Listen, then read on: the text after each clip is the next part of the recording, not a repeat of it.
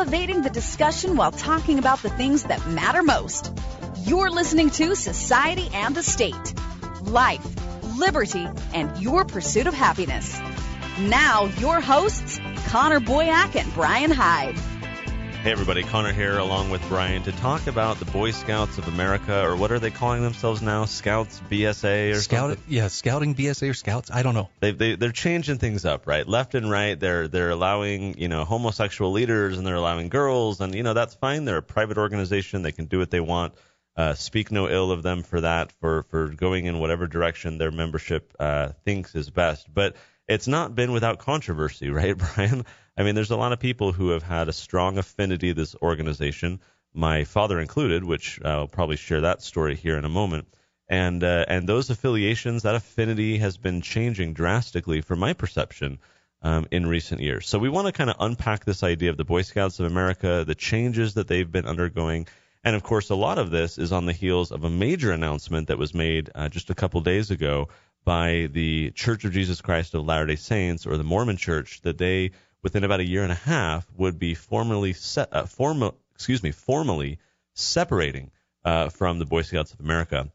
And this is significant. Why? Because, whether you're LDS or not, this church is the largest sponsoring organization of the Scouting program, and constitutes, I think, about 17% of the membership for the Boy Scouts of America. So it's a minority, and yet they have wielded disproportionate influence. They provide a lot of financial backing and employees and structure. And so the departure of this church from the Boy Scouts, I think, is a signal of a much broader ripple effect. Would you agree, Brian? I have to wonder whether the Boy Scouts are going to be able to survive without the LDS Church as one of their, anchor charter members. And I like you, I don't wish any ill on them. Now, I grew up and attended Cub Scouts and Boy Scouts.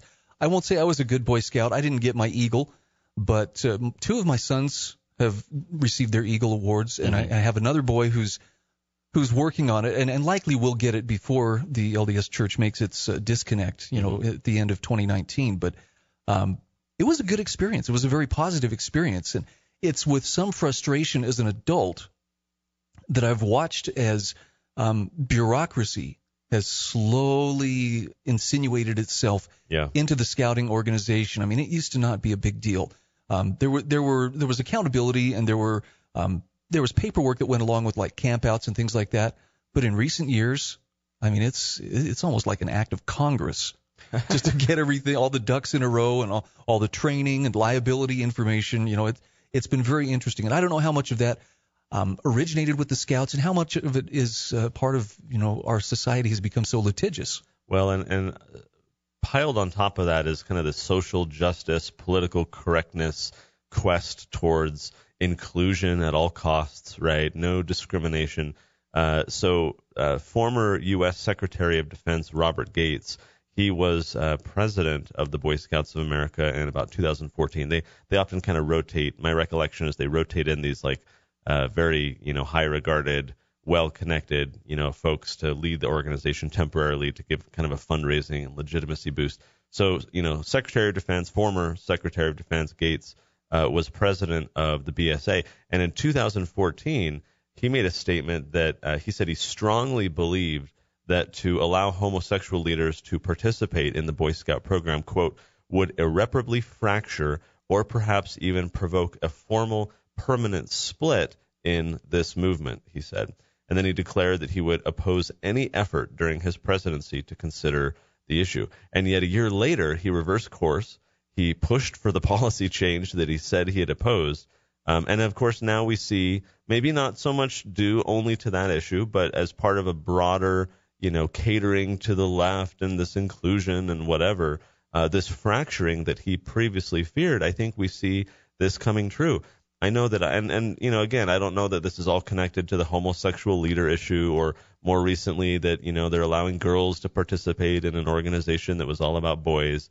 But from my perspective, I have seen a number of people who previously had a very strong connection to this organization, passionate, dedicated. I mean, adults who would get, what is it called, the Silver Beaver Award. I mean, they're going to all the campouts, they're doing all the trainings, they're trying to provide a good experience for these boys. Okay, case in point, my father. When I was growing up, I'm the oldest of 4 boys. My dad was the scoutmaster for our troop. And getting your eagle was expected. I think, if I recall correctly, getting our driver's license was conditioned upon getting the eagle. Been there and done that. Yeah. And so, this was part of our family growing up. This was my experience. My dad was a scoutmaster for about a decade. And he was a great scoutmaster. He invested a ton of time and energy to create an amazing experience. We would go on awesome trips and adventures, just all the trainings and the merit badges. Like, it was a enjoyable experience. Looking back on it now, of course you go through it, but looking back on it now, it was very enjoyable, and I recognize the commitment that my dad had to this organization, and more importantly to the boys. And yet my dad now, among many others like him who had this strong connection, is now kind of disgusted with this organization and disappointed at all of the changes and, as you point out, the bureaucracy and the social justice agenda and everything that's happening to distract from and deviate from that core issue of helping boys become men. That's not to say that there shouldn't be organizations helping, girls become women and people become better people and more general organizations. But from my dad's perspective and others like him, that was not the vision of what this organization was intended to be. And now that he sees the organization as something else, he does not feel that same affinity anymore. He does not donate anymore. He does not participate anymore.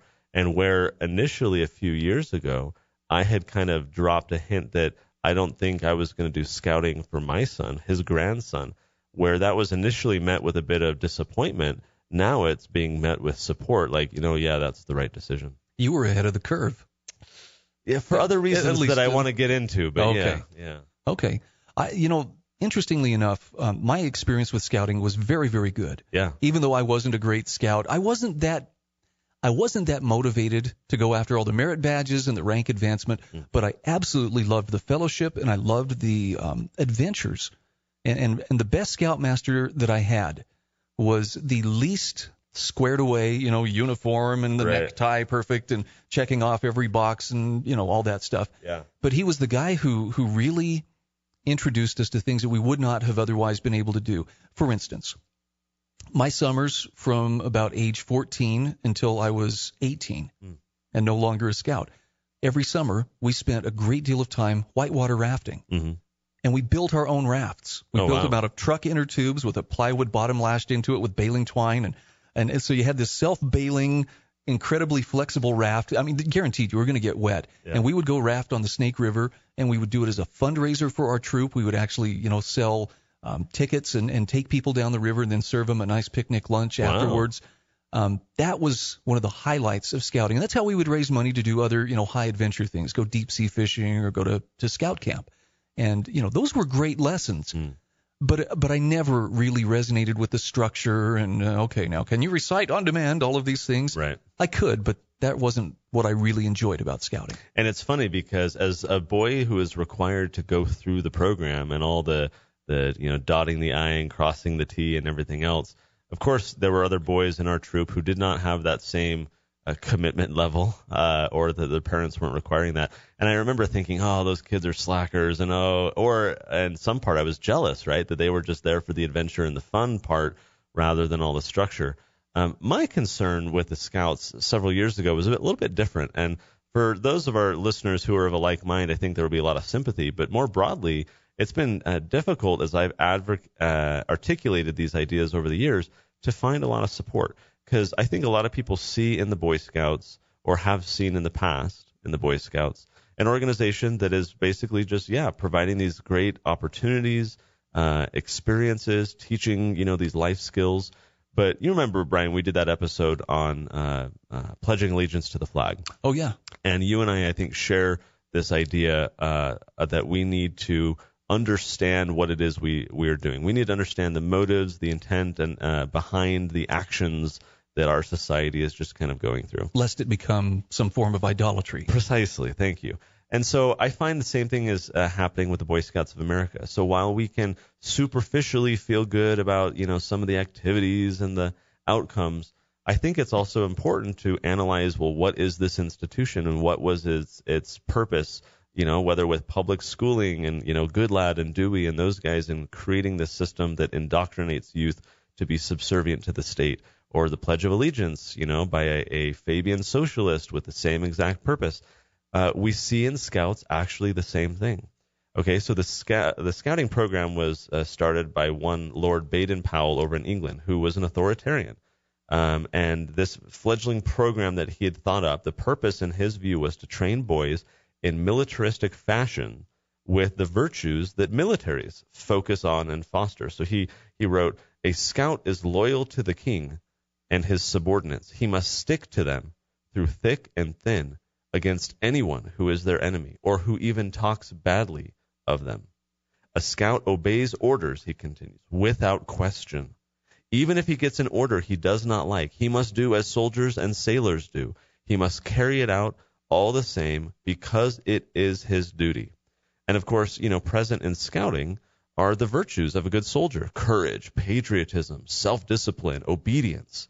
Right? This is one of the Scout law, right? One of the principles of Scouting is this concept of subordination and obedience. Then, of course, absent from that is any emphasis on humility, love, knowledge, individual expression. So here you have Baden-Powell, the architect of this program, encouraging his young followers to, quote, "work for the good of the state, and to not think of yourself," he says, "but think of your country and your employers." And so I think youth in this program, we have arising from this progressive era. We have the public school system and Scouting kind of coming on the scene within a relatively close period of time in this era in which individuals are thought of as cogs in the machine, right?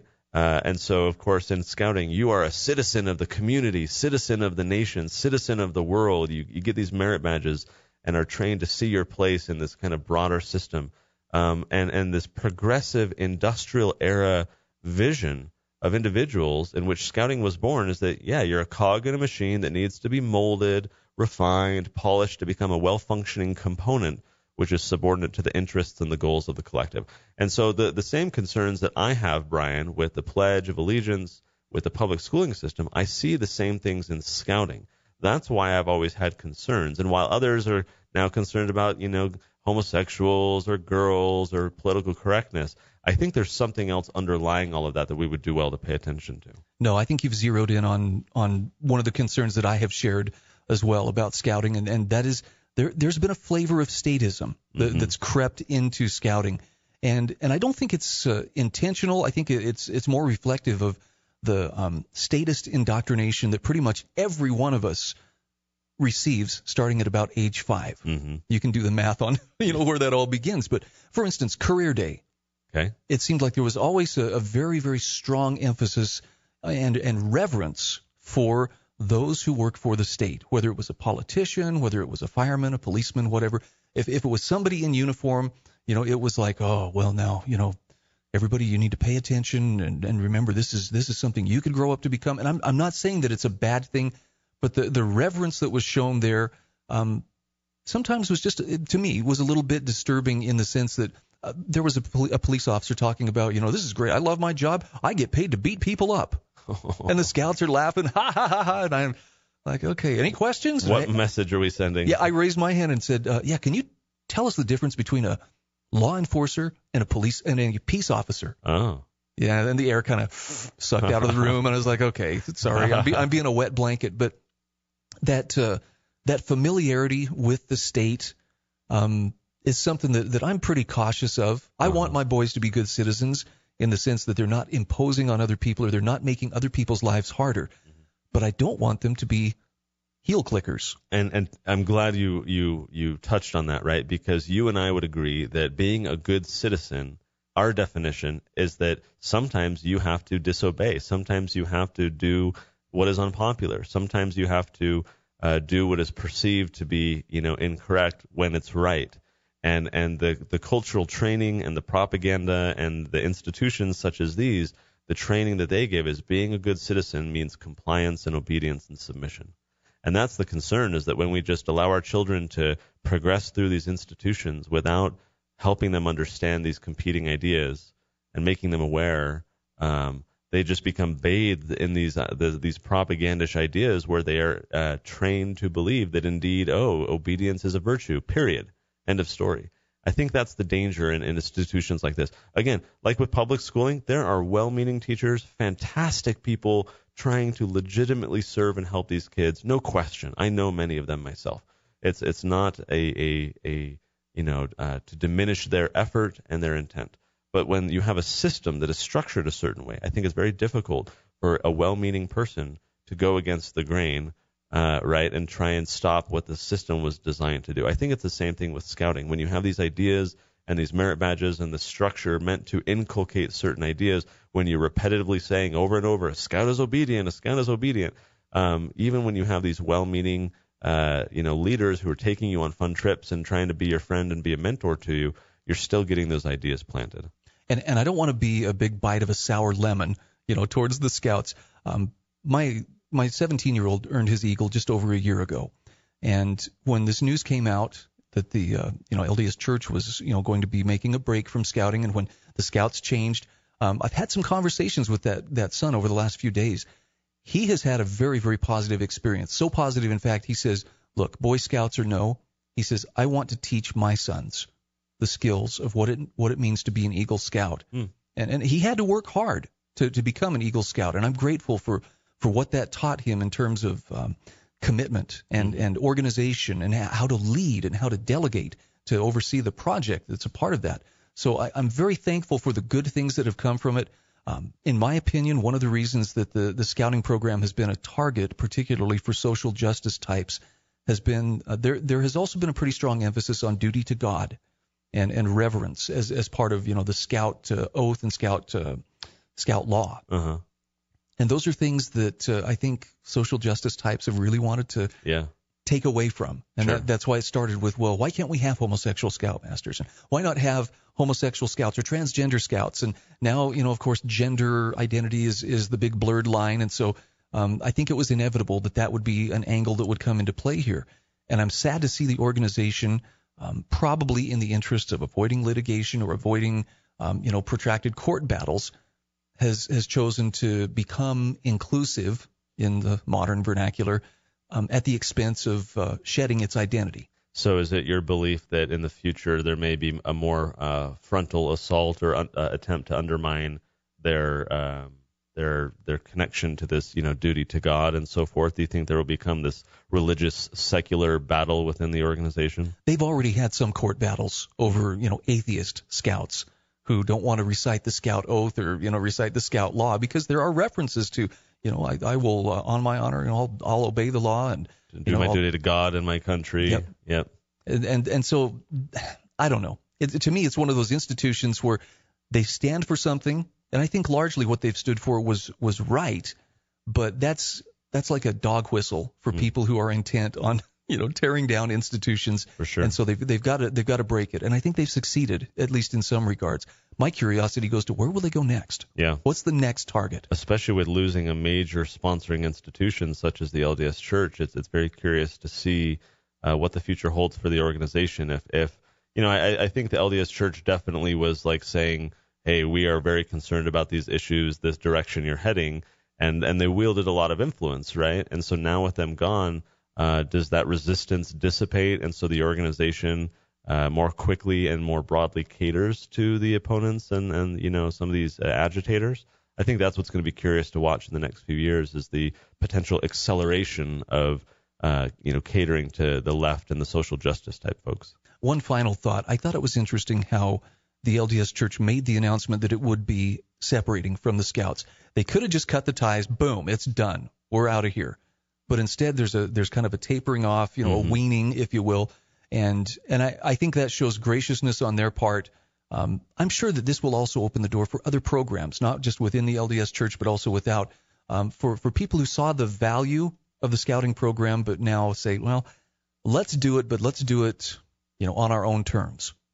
Well, guys, we'll wrap it up there. Obviously, a very interesting issue to follow. A lot of people have very fond memories of the Boy Scouts as an institution, whether or not they perceive that it has changed. We'll be tracking this. I know my boy's in Cub Scouts, and so I told him the news about this church separation because we are members of that church.